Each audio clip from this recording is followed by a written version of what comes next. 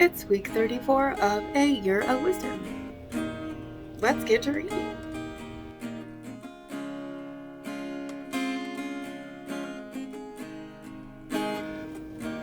Day 238.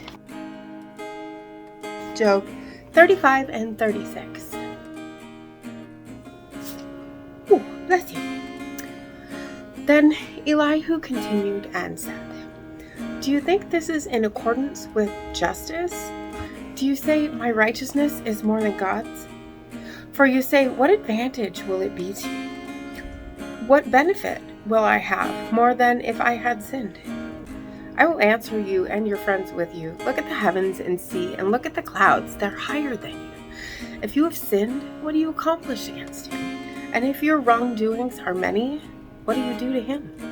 If you are righteous, what do you give to him, or what does he receive from your hand? Your wickedness is for a man like yourself, and your righteousness is for a son of man.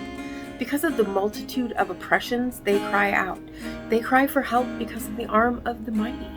But no one says, where is God my maker, who gives songs in the night, who teaches us more than the animals of the earth, and makes us wiser than the birds of the sky? There they cry out, but he does not answer, because of the pride of evil people. God certainly will not listen to an empty cry, nor will the Almighty regard it. How much less when you say you do not look at him. The case is before him, and you must wait for him. And now, because he has not avenged his anger, nor has he acknowledged wrongdoing well, so Job opens his mouth with empty words. He multiplies words without knowledge." Then Elihu continued and said, "Wait for me a little, and I will show you that there is still more to be said on God's behalf. I will bring my knowledge from afar and ascribe righteousness to my Maker, for truly my words are not false. One who is perfect in knowledge is with you. Behold, God is mighty, because God does not reject anyone. He is mighty in strength and of understanding.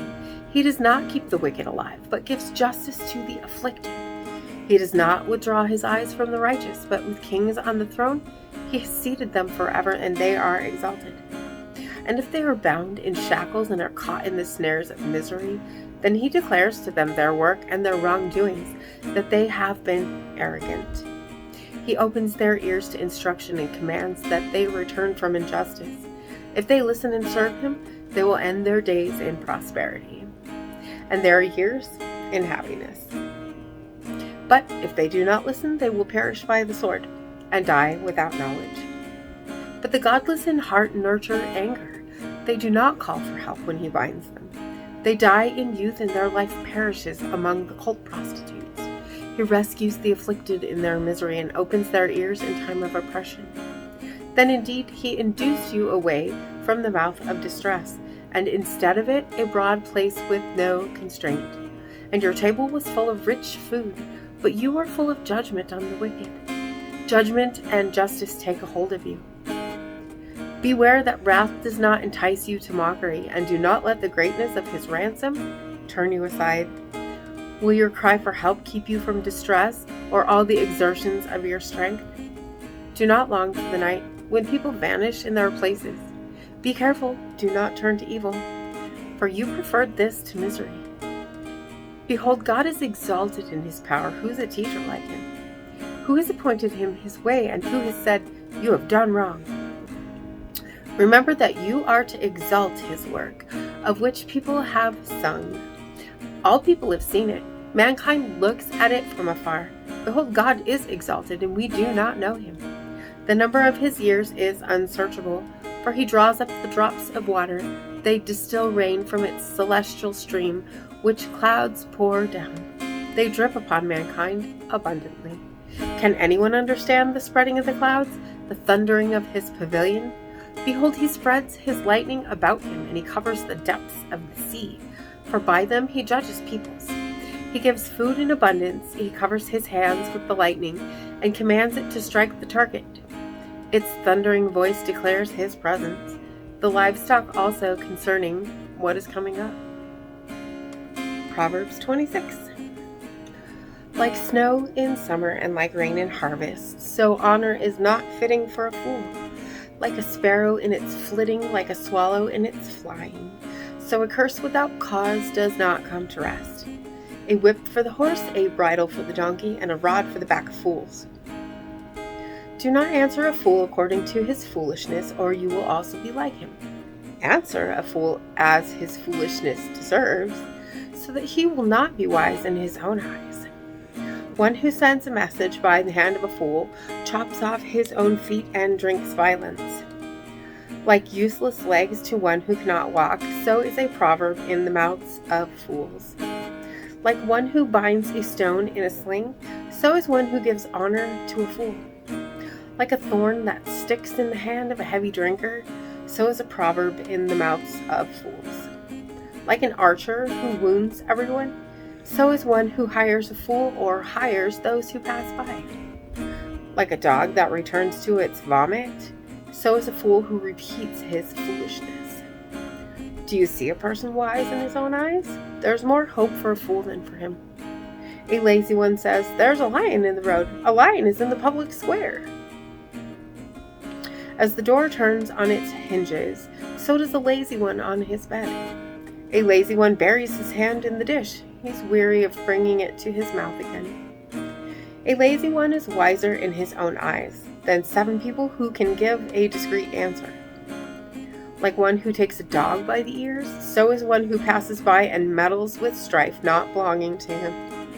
Like a maniac who shoots flaming arrows and death, so is a person who deceives his neighbor and says, "Was I not joking?" For lack of wood the fire goes out, and where there is no gossiper, quarreling quiets down. Like charcoal to hot embers and wood to fire, so is a contentious person to kindle strife. The words of a gossiper are like dainty morsels, and they go down into the innermost parts of the body. Like an earthenware vessel overlaid with silver impurities are burning lips and a wicked heart. One who hates disguises it with his lips, but he harbors deceit in his heart. When he speaks graciously, do not believe him, because there are 7 abominations in his heart.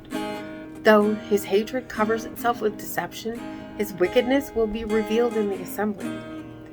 One who digs a pit will fall into it, and one who rolls a stone, it will come back on him. A lying tongue hates those it crushes, and a flattering mouth works ruin. And as always, thank you so much for being here today. If you haven't already, hit that subscribe button right there if you would. And click the bell if you want to get notifications for the next video. And if you wouldn't mind, hit that like button for me as well. And I will see you tomorrow. Marinette. You'll carry me out of the storm. I'm standing at the crossroads. I'm lost without a clue. I need a big pink neon sign to show me what to do. I thank you, Lord. It glorifies you when you're the only answer. I praise you, Lord, for holding what's too much for me.